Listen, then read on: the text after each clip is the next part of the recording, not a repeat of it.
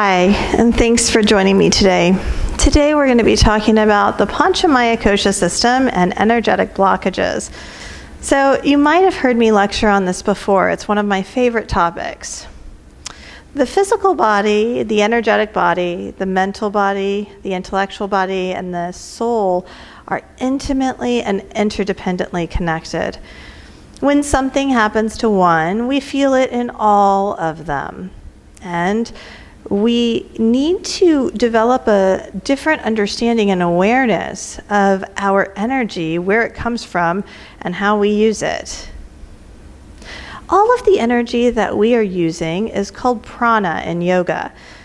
Everything from the music I listen to the food I eat, to the beverages I drink, to the company I keep is prana.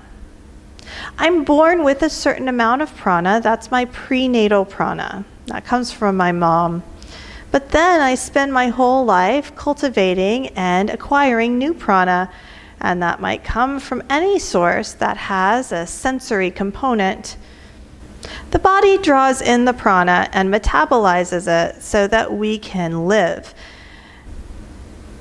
Our energy level depends on what type of prana we might take in.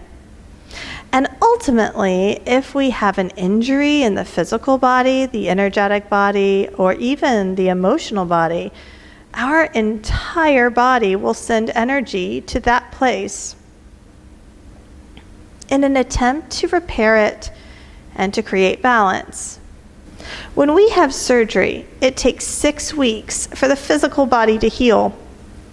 The physical body knows that it needs to work in conjunction with the pranic body to heal the wound and repair any damage to the tissue. But the actual system takes a full calendar year to come back to its 100% state of being.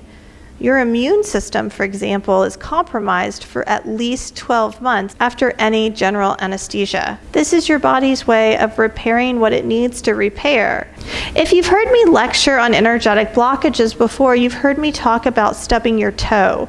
We stub our toe and all the blood and lymph goes to the toe, and then it swells and it's painful.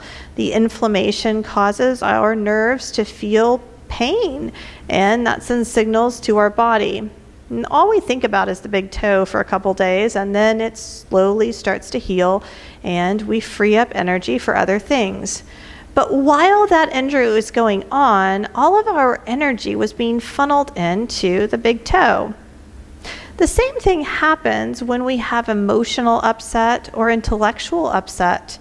Our energy goes to that emotional or intellectual upset, and the rest of the body is deprived of energy. This is why we can see the immune system compromised when people get stressed out or emotionally fatigued. It's important to take care of yourself and to recognize that any energetic blockage is worth looking into. We teach you to work with energetic blockages that are emotional or intellectual through compassionate self-forgiveness. Essentially, when we have an emotional or an intellectual dis-ease or injury, all of our energy goes to those thoughts and feelings. We ruminate on them. We either become fearful of what might happen, or we ruminate on what did happen. And this causes our body to send valuable energetic reserves to places it shouldn't need to. When we can identify how we have perceived ourselves to be less than, lacking or flawed, disconnected or incomplete in some way, then we can understand that we have bought into a misunderstanding, a belief system that tells us that we are separate from the whole. You see, separation is the root of all suffering.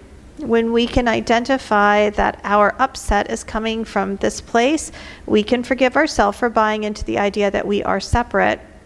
You see, you are awareness in which everything is arising. I am awareness in which everything is arising too. My puppy is awareness in which everything is arising. The caterpillars and ants and spiders outside are also awareness in which everything is arising. The personality, the lens, the physical embodiment is all our karma. And the practice tells us not to be attached to that, but to see it for what it is and to use it as a tool for further awakening. When I understand that I'm not really Michelle, but I am the awareness in which everything in Michelle's karmic experience is arising, then I understand that the awareness that I am identifying with as the I, me, my ego is also the awareness in which everything is arising in my worst enemy and my dearest friend. There's no separation. The separation is a misunderstanding. I'm whole and complete just as I am. I don't need to put any energy towards someone's perception of me. Someone's perception of me does not make me less whole and complete. It doesn't make me less enlightened. It doesn't make me less connected. When we buy into the idea that these things make us less than, incomplete, lacking, or flawed, disconnected, or bound by time, we perpetuate the suffering. Patanjali says pain is inevitable, but suffering is optional. And that is a very true statement. We need to be very careful about the way that we buy into these stories that don't serve our energetic purpose in the world. We also can remind ourselves that we're not trying to become so high, so energetically, vibrationally high, that we leave the physical body. The idea isn't to check out, it's to check in. Your physical body is your home for this experience. Use it as such. Would you want to burn your house down to get a better view? No, of course not. So remember, our resonant frequency is closer to the earth than it is to all of those altered states of consciousness that we attempt to achieve or attain through substances or apoxia. True universal conscious bliss is your nature. That is the wellspring of well-being that is living and breathing you. Sat Chit Ananda. Identify with that and feel the felt sense of well-being that lives and breathes each breath you take. Feel that connection to universal cosmic consciousness. It's bliss beyond anything that you could ever experience with any drug or any substance. This bliss, this is what we're here to enjoy and connect to. The earth resonates at a frequency around 7.8 hertz, and our physical body resonates between 350 hertz to about 1,000 hertz.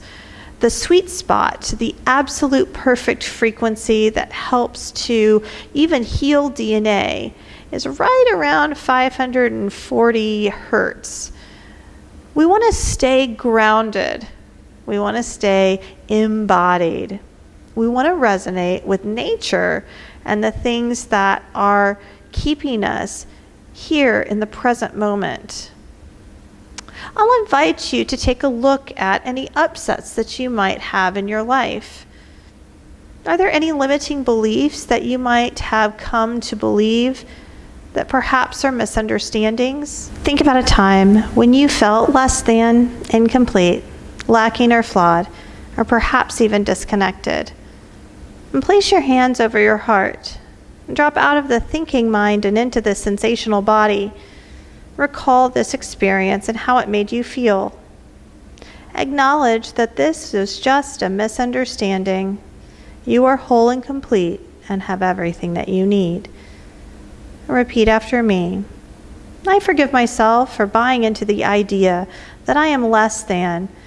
I forgive myself for judging myself as lacking or flawed because of someone else's perception of me. I forgive myself for buying into the idea that I need to acquire something to be whole and complete. I forgive myself for judging myself as bad or wrong because I don't have something. I forgive myself for buying into the idea that I can be disconnected. I forgive myself for judging myself as separate than others. I am awareness in which all things are arising. I am Sat Chit Ananda, pure universal conscious bliss. The lens through which I see is Chitta Vritti, individual consciousness. I am not the thoughts that I feel. I am not the feelings that are associated with emotions, but rather I am the awareness that is experiencing it all. I am authentically embracing the truth of my being, letting go of limiting beliefs and judgments that hold me back and take me away from the present moment, connection to well-being, contentment, peace, and joy. And take time to notice how you feel in your body and your mind. I hope this lecture was helpful. Be well. Namaste.